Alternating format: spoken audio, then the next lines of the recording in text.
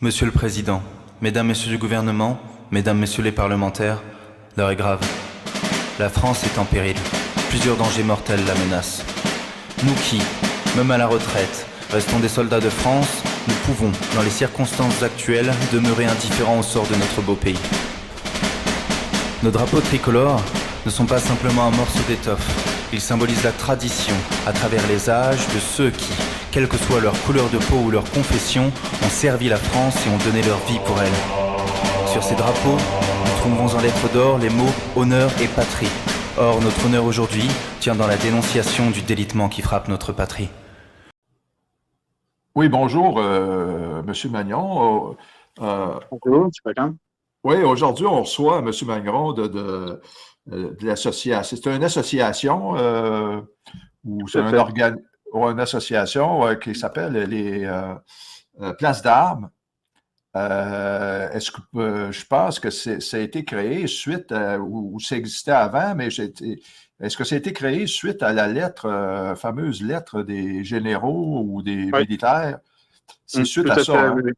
C'est Ah, il ça. y avait- C'est-à-dire qu'en mars 2021, lorsque la tribune des généraux a eu beaucoup de succès, puisqu'on a vu plus de 100 000 signatures, dans la foulée a été créée cette association pour justement continuer à porter le flambeau. Voilà.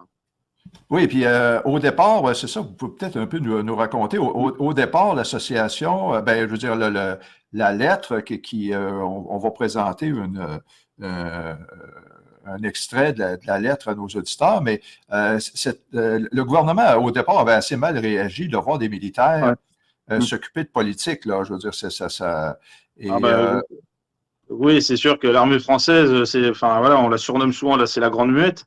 Donc voir des généraux à la retraite et des militaires encore d'actifs signer cette tribune, ça fait pas mal de bruit. Ils ont pris peur, peut-être pas, faut pas non plus exagérer, mais en tout cas, ils se sont vraiment posé des questions. D'autant plus que le contenu de la lettre, sans être agressif, posait clairement les choses.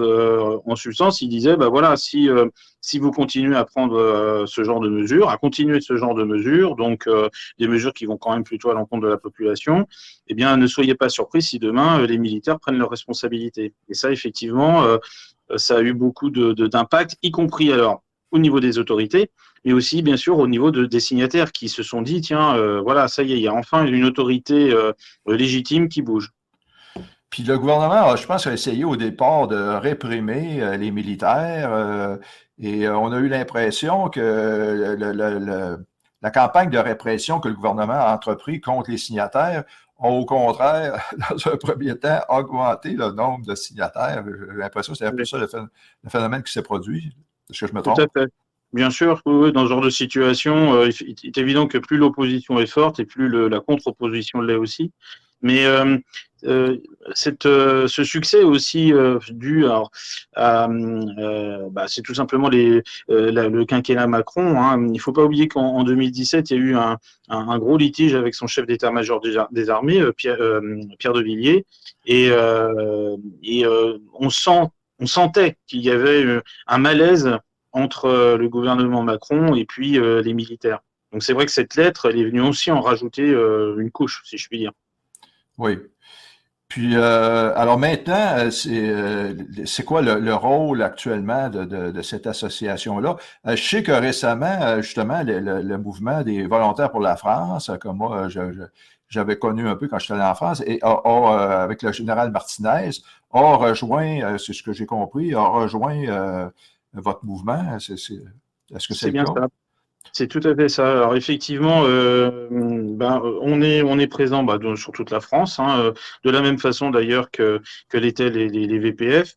Mais c'est vrai que ce sont deux associations où d'ailleurs il y avait beaucoup de membres communs aux deux associations, donc ça paraissait assez logique qu'on se rejoigne. Le général Martinez a mené une campagne l'année dernière dans le cadre des présidentielles.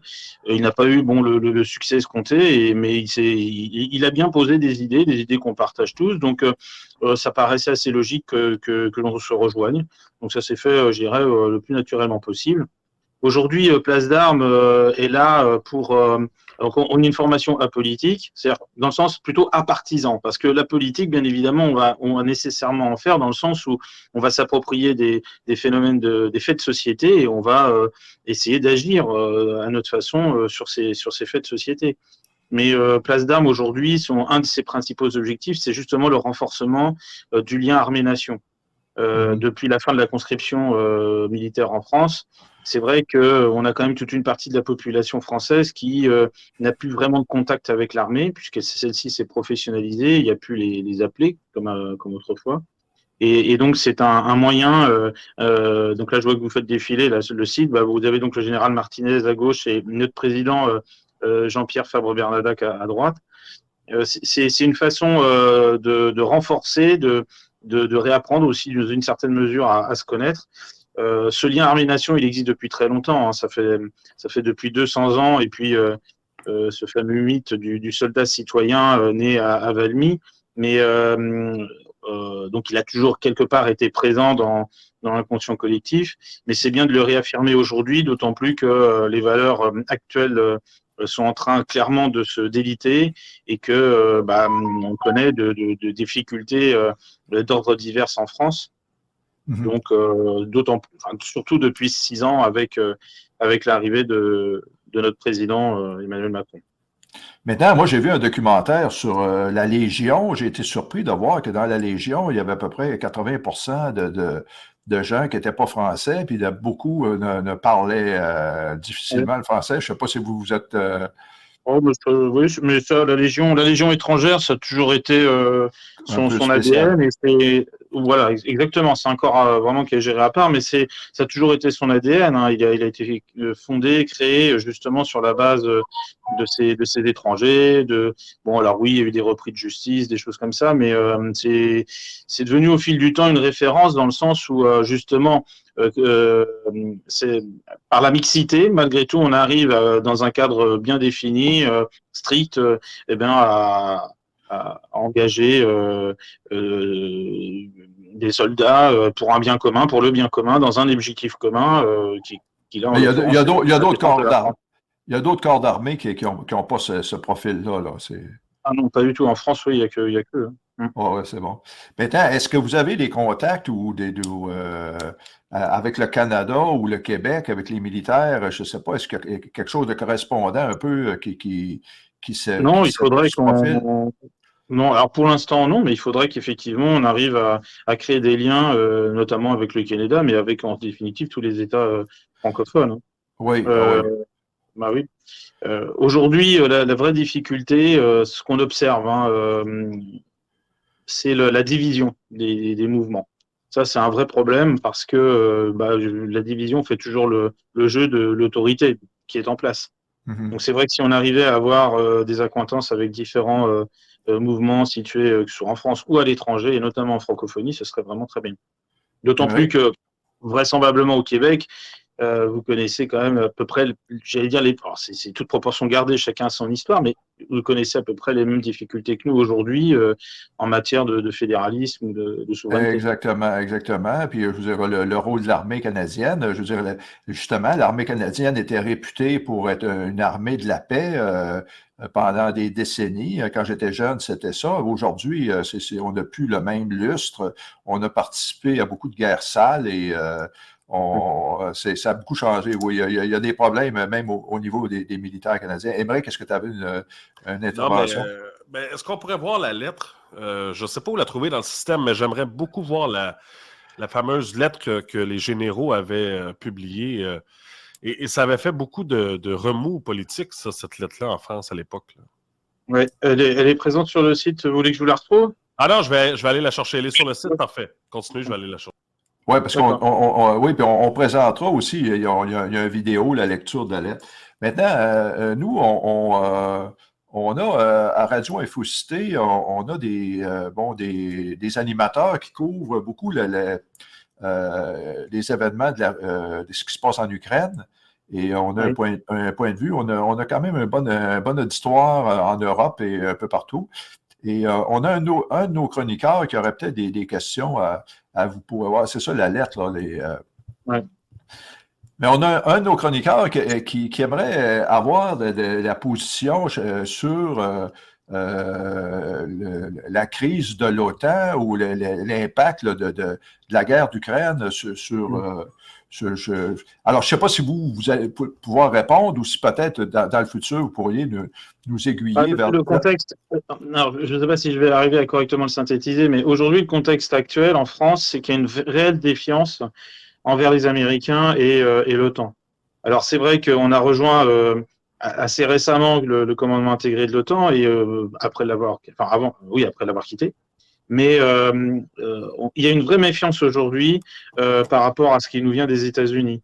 On voit bien que cette guerre entre l'Ukraine et la Russie dépasse largement le cadre de ce qui se passait dans le Donbass et de la volonté d'autonomie des Russes ukrainiens.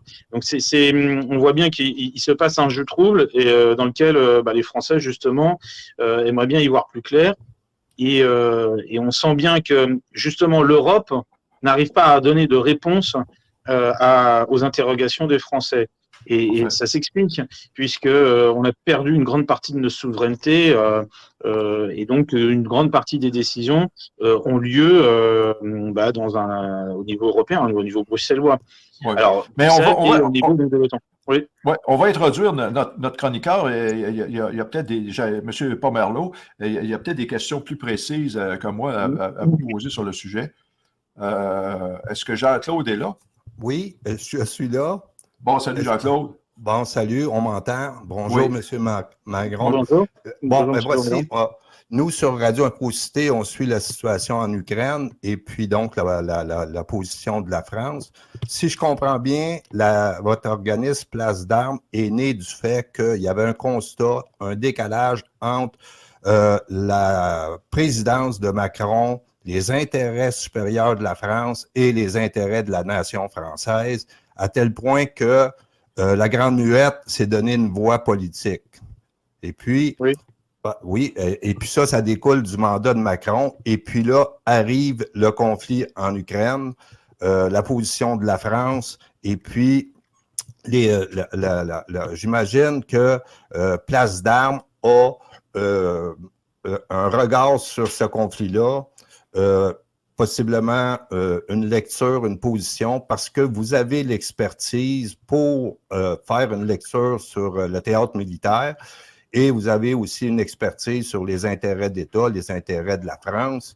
Et puis donc, votre regard concernant ce conflit-là, la position de la France qui serait souhaitable et celle qui est menée, le décalage entre les deux, avez-vous une opinion là-dessus?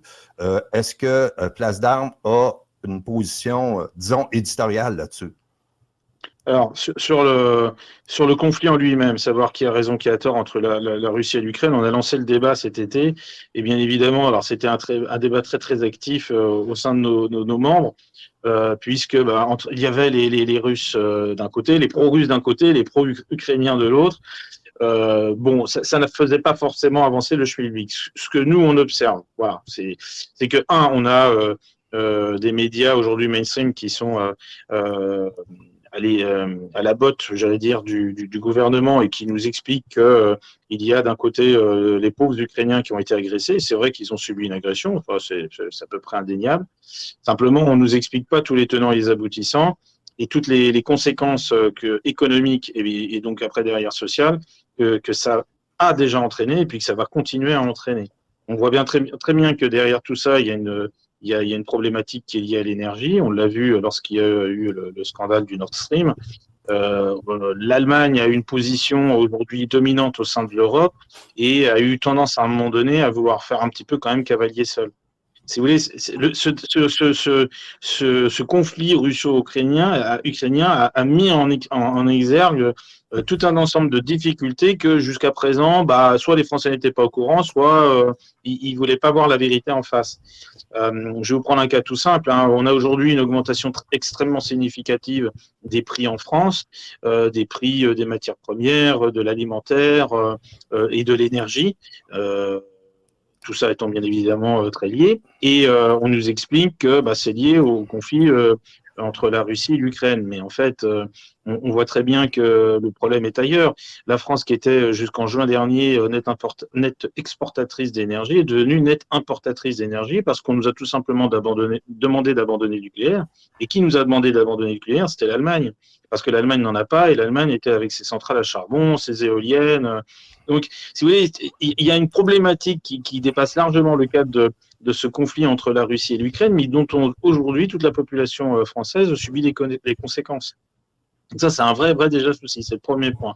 Après, sur le terrain, l'armée française, en tout cas les échos, les retours que l'on a des gens d'actifs qui, bien évidemment, ne peuvent pas le faire de façon ouverte, donc quelque part, on porte leur voix, ils sont quand même un peu inquiétants parce que la France a décidé d'aider l'Ukraine, donc on envoie de l'argent, on envoie du matériel, donc ça a commencé par les canons César, qui sont des canons de très haute technologie, extrêmement fiables, mais ces canons n'ont pas été produits pour les Ukrainiens. On a déshabillé l'armée française pour alimenter l'armée ukrainienne. Et là, on est en train de faire la même chose avec les chars. Puis après les chars, ce sera certainement autre chose. Donc, l'armée française est une armée certes dynamique, brillante sur des opérations extérieures parce qu'elle a un vrai savoir-faire, mais sans matériel, elle ne pourra pas faire grand-chose. Donc, aujourd'hui, il faut savoir qu'un canon César, c'est 3 ans pour le fabriquer, vous voyez. Donc, ça ne se remplace pas comme ça. Et donc, il y a une inquiétude dans les rangs de l'armée. Ils vont continuer à se battre avec quoi? Avec vous voyez, avec des lance-boulettes. Enfin, ça n'a pas de sens. On sait que des instructeurs français sont allés, bien évidemment, aider les soldats ukrainiens. Donc, en fait, on pourrait presque être tenté de dire qu'on est aujourd'hui rentré dans le conflit sans le dire ouvertement. Ça aussi, c'est un des reproches qui est fait à Macron, qui comme à son habitude, manie la chèvre et le chou. Donc ça, c'est un vrai problème. Il y a beaucoup de Français qui s'interrogent là-dessus. Et la pilule liée aux conséquences économiques et notamment l'inflation, qui soi-disant se réduit à ce conflit, ça passe de plus en plus mal dans l'opinion française. Donc, concernant la situation, l'évolution de la situation, on arrive à près d'1 an dans ce conflit-là et on voit que les capacités d'escalade entre les deux, la Russie, l'Ukraine, l'OTAN, il y a un décalage présentement. Le président Zelensky s'est déplacé à Washington pour faire des demandes d'armement, d'équipement, etc.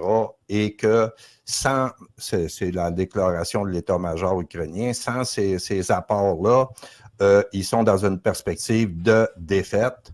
Il y a le secrétaire général de l'OTAN, Stoltenberg, qui a dit la défaite de l'Ukraine serait la défaite de l'OTAN. Et au moment où Zelensky est à Washington avec Biden dans un point de presse le 21 décembre, je ne sais pas si vous êtes au courant, mais il y a une question qui a été posée, c'est la dernière question, et c'était une journaliste, je pense, ukrainienne, et elle a demandé pourquoi que l'OTAN ne fournissait pas ce que demandait l'Ukraine pour se donner des chances sur le front. Alors donc, le président Biden il a fait une déclaration très importante, spontanée. Il a dit qu'il était retenu par les Européens et que s'il avait donné tout ce que le président ukrainien demandait, ça aurait mené au break-up de l'OTAN. À la rupture de l'OTAN et de l'Union européenne. C'est grave. Et là, il dit, j'ai passé des centaines d'heures à essayer de convaincre les chefs d'État européens de la nécessité de continuer l'appui à l'Ukraine. Or, il dit, ces gens-là ne veulent pas de la Troisième Guerre mondiale. Donc, et puis, il y a le ministre des Armées, le Cornu, qui a dit, il faut maîtriser l'escalade. Or, l'escalade se poursuit et les pressions sur l'OTAN se poursuivent et tout tourne autour des chars allemands, les Léopards. Il y en a suffisamment en nombre pour être significatif sur le théâtre des opérations, mais l'Allemagne ne veut pas y donner parce que l'Allemagne veut préserver ses intérêts vis-à-vis de la Russie après le conflit, etc. Et là, aujourd'hui, on a une déclaration du premier ministre polonais qui dit on va passer outre et on va refaire une petite coalition. Et donc, là, on parle de rupture, une petite coalition pour que nous, qui possédons des chars Léopard, on va être donné, peu importe, qu'est-ce qu'en pense l'Allemagne, donc en violation du droit sur les licences. Et donc, est-ce que Place d'Armes est en observation, savoir si l'OTAN est dans une dynamique qui va inévitablement mener à la rupture parce que sur le théâtre des opérations, la Russie, dans l'état actuel de la situation, va entraîner la défaite de l'Ukraine? C'est-à-dire qu'aujourd'hui, l'OTAN, on sait que c'est sous commandement américain, et d'un autre côté, on a l'Union européenne qui est plutôt sous influence allemande. Donc c'est effectivement les Allemands qui ont le vent en poupe au niveau économique, c'est eux qui ont les principaux postes aujourd'hui à Bruxelles, ont décidé bien évidemment de ménager la Russie puisqu'ils ont besoin du gaz russe. C'est évident, mais parce que aussi l'économie allemande, elle tourne elle est extrêmement dépendante de ce gaz-là. Si elle avait eu d'autres options les années précédentes, et notamment si elle avait joué davantage la carte du nucléaire plutôt que l'éolien, peut-être qu'elle n'en serait pas là non plus. Donc, si vous voulez, elle paye aussi un petit peu des années et des années d'orientation stratégique par rapport à son économie qui ont fait qu'elle est devenue dépendante de la Russie. Donc, c'est clair que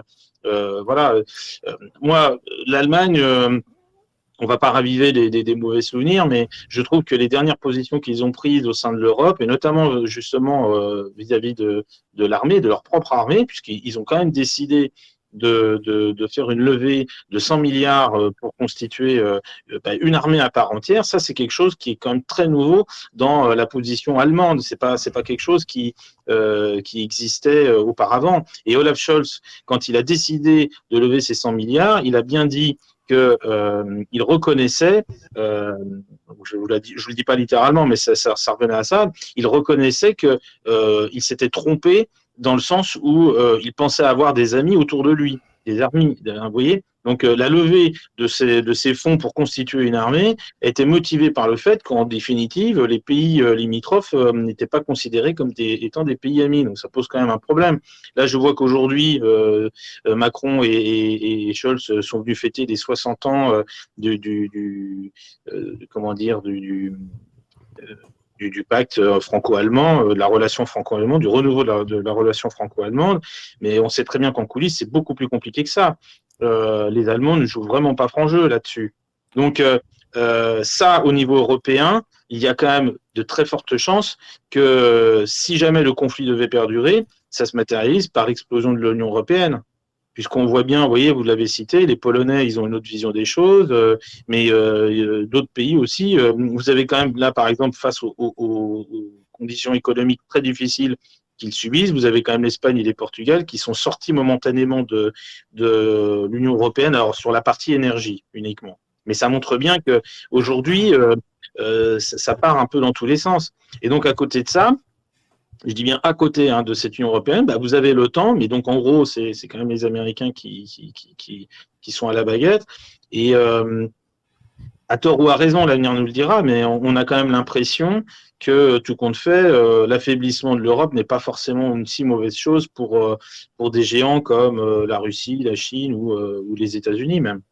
Donc, ce qu'on peut regretter aujourd'hui, c'est une position, j'allais dire, gaullienne, dans le sens où on n'a pas de voie commune au niveau européen pour dire non, on n'est ni l'un ni l'autre, on n'est ni US ni Russie.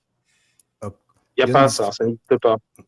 OK. Il y a une difficulté compte tenu de la propagande qui est mur à mur dans les médias de masse. La difficulté, c'est de faire apparaître la réalité de la situation parce que la voie de passage pour mettre fin à la tragédie passe nécessairement par un réalisme de la part de tous les acteurs.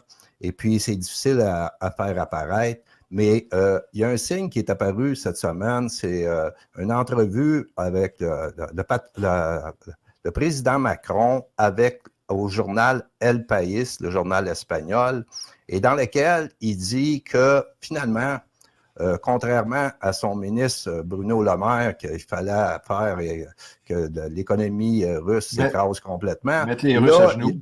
Oui, c'est ça. Là, il a dit que la Russie, c'est un grand pays par la géographie et l'histoire.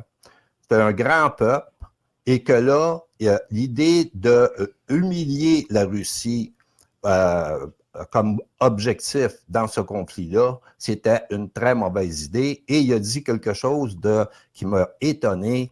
Il dit l'Europe doit rétablir sa souveraineté pour ne pas être vassal, c'est le terme entre guillemets, vassal de la Chine ou des États-Unis.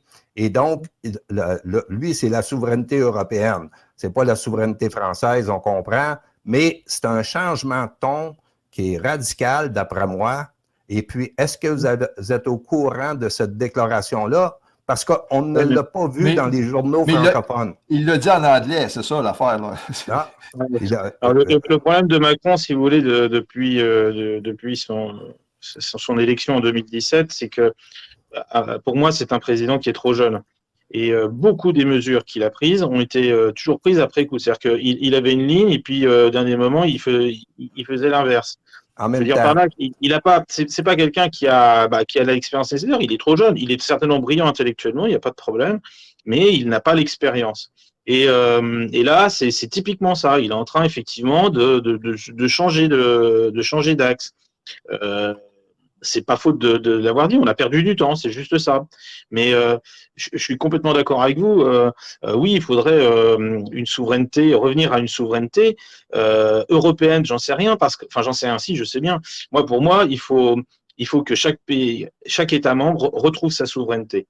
Aujourd'hui, l'Union européenne, elle a juste été créée pour organiser un marché avec une libre circulation des biens et des marchandises. C'était pour faire de l'argent. Vous voyez, donc l'idée, c'est qu'on a ôté toutes les entraves qui empêchaient de faire davantage d'argent. Beaucoup de décisions qui pourraient être prises aujourd'hui au niveau de chaque État sont malheureusement prises au niveau de l'Union européenne par des députés qui, on sait très bien, sont honnêtes par défaut, mais enfin, ils sont quand même extrêmement, extrêmement contraints par les lobbies. Tous les lobbies sont à Bruxelles. Et on l'a vu dans le cadre de la crise du Covid. Je veux dire, les appels d'offres, on peut se poser beaucoup de questions sur la façon dont ils ont été faits et qui les a gagnés. Donc, si vous voulez, aujourd'hui, on a un problème en France. Donc, beaucoup de gens maintenant s'aperçoivent que ça ne va pas. C'est qui prend les décisions, à quel niveau ces décisions sont prises. Alors, Macron va nous dire que lui, il veut la souveraineté européenne, mais je pense qu'on pourrait très bien redonner davantage de souveraineté à chaque État membre et avoir quand même une Europe unie. Ça Oui. manque. Parfait. Mais merci beaucoup. J'ai quand même une petite question. Oui, c'est ça. Émeric a deux petites questions pour terminer, et puis on pourra éventuellement vous réinviter là, Bien sûr, c'est gentil. pour parler là, de votre association et de la collaboration qui pourrait être faite avec le Québec. Vas-y, Émeric. J'ai deux petites questions en rafale, M. Magneron. Tout d'abord, merci d'avoir accepté l'invitation. C'est moi, merci. C'est très, très apprécié. Merci de m'avoir invité. Surtout un enregistrement un dimanche. Mais tout d'abord, dans la lettre que vous avez présentée à l'époque, la lettre des généraux, il y a des éléments dans cette lettre-là qui m'ont marqué. Entre autres, il y a à Montréal, nous, on est très inquiets des communautés qui se forment, ce qu'on appelle ici le communautarisme, et vous aussi, vous appelez ça. Et dans la lettre des généraux, vous parlez de ces territoires qui ont été conquis ou envahis par une certaine islamisation qui empêche les Français maintenant d'y aller, d'y accéder. Est-ce que vous voyez que la situation s'est empirée de ces territoires de non-droit pour les Français? Est-ce que ça s'est empiré ou ça s'est amélioré? Oui. Oui, disons-le clairement, par lâcheté.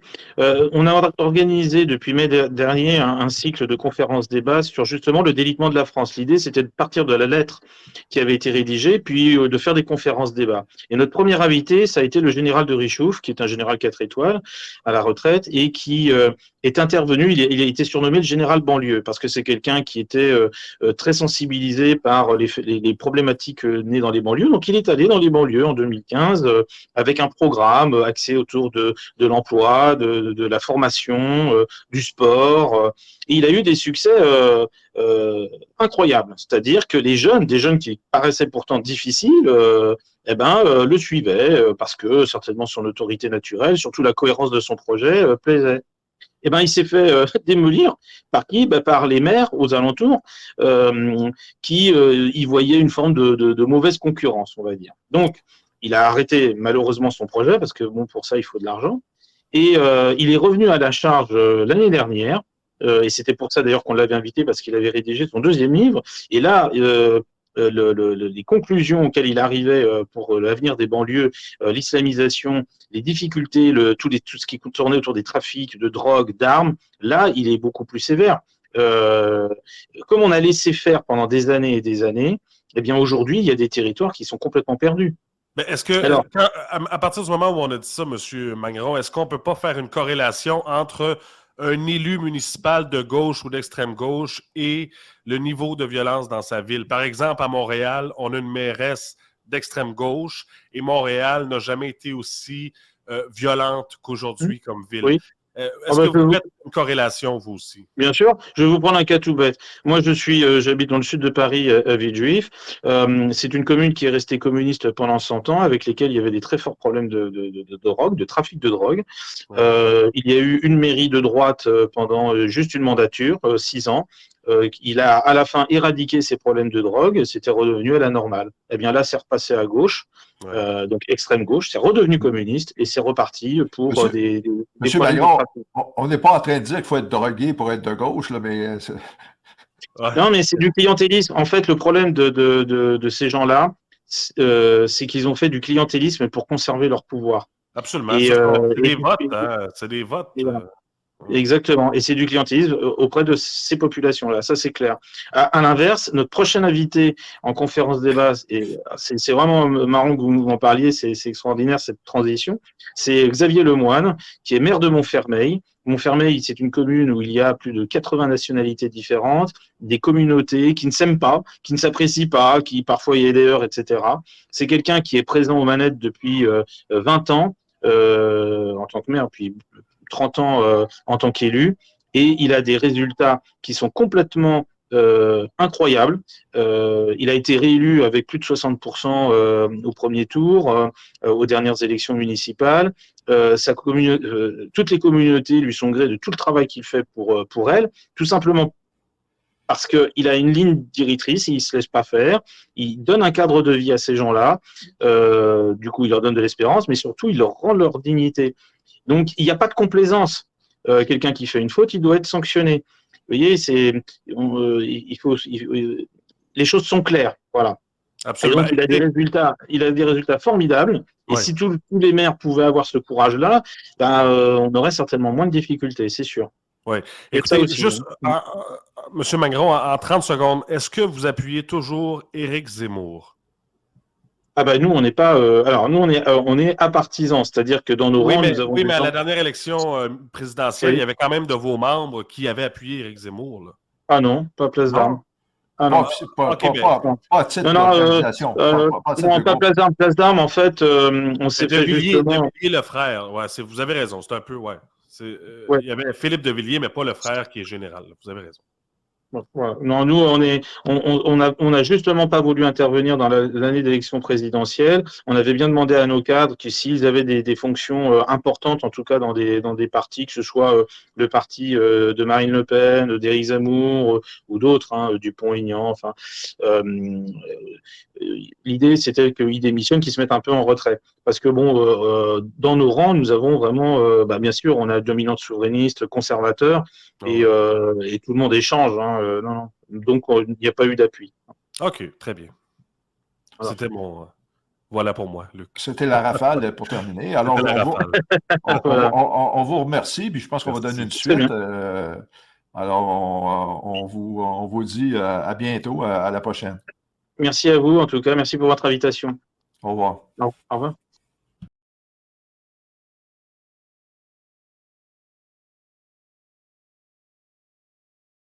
Monsieur le Président, Mesdames, Messieurs du gouvernement, Mesdames, Messieurs les parlementaires, l'heure est grave. La France est en péril. Plusieurs dangers mortels la menacent. Nous qui, même à la retraite, restons des soldats de France, nous pouvons, dans les circonstances actuelles, demeurer indifférents au sort de notre beau pays.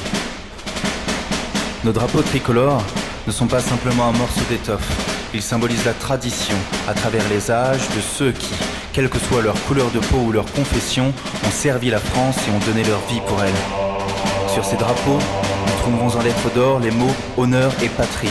Or, notre honneur aujourd'hui tient dans la dénonciation du délitement qui frappe notre patrie. Délitement qui, à travers un certain antiracisme, s'affiche dans un seul but, créer sur notre sol un mal-être, voire une haine entre les communautés. Aujourd'hui, certains parlent de racialisme, d'indigénisme et de théorie décoloniale, mais à travers ces termes, c'est la guerre raciale que veulent ces partisans haineux et fanatiques. Ils méprisent notre pays, ses traditions, sa culture, et veulent le voir se dissoudre en lui arrachant son passé et son histoire. Ainsi s'en prennent-ils, par le biais de statuts, à l'ancienne gloire militaire et civile, en analysant des propos vieux de plusieurs siècles à travers le prisme d'une bien-pensance manichéenne instrumentale. Délitement qui, avec l'islamisme et les hordes de banlieue, entraîne le détachement de multiples parcelles de la nation pour les transformer en territoires soumis à des dogmes contraires à notre Constitution. Or, chaque Français, quelle que soit sa croyance ou sa non-croyance, est partout chez lui dans l'Hexagone. Il ne peut et ne doit exister aucune ville, aucun quartier où les lois de la République ne s'appliquent pas. Délitement, car la haine prend le pas sur la fraternité lors de manifestations où le pouvoir utilise les forces de l'ordre comme agents supplétifs et boucs émissaires face à des Français en gilets jaunes exprimant leur désespoir. Ceci alors que des individus infiltrés et encagoulés saccagent des commerces et menacent ces mêmes forces de l'ordre. Pourtant, ces derniers ne font qu'appliquer les directives parfois contradictoires données par vous, gouvernants. Les périls montent. La violence s'accroît de jour en jour. Qui aurait prédit, il y a 10 ans, qu'un professeur serait un jour décapité à la sortie de son collège?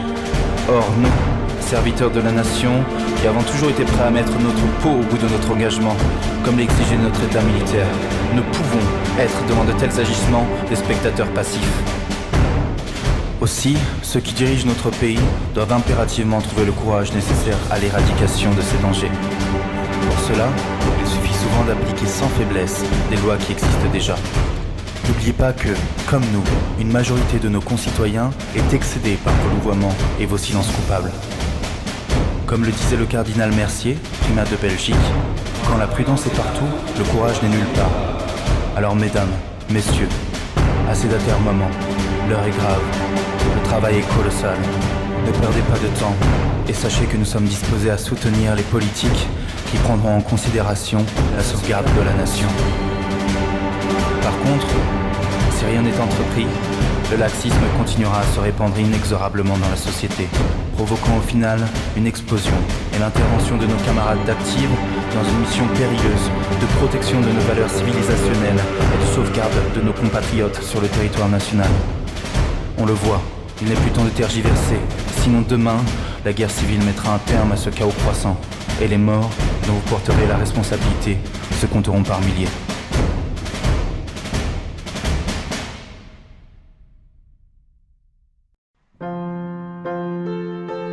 Pour tout commentaire, nous vous invitons à nous écrire studio@radioinfocité.com.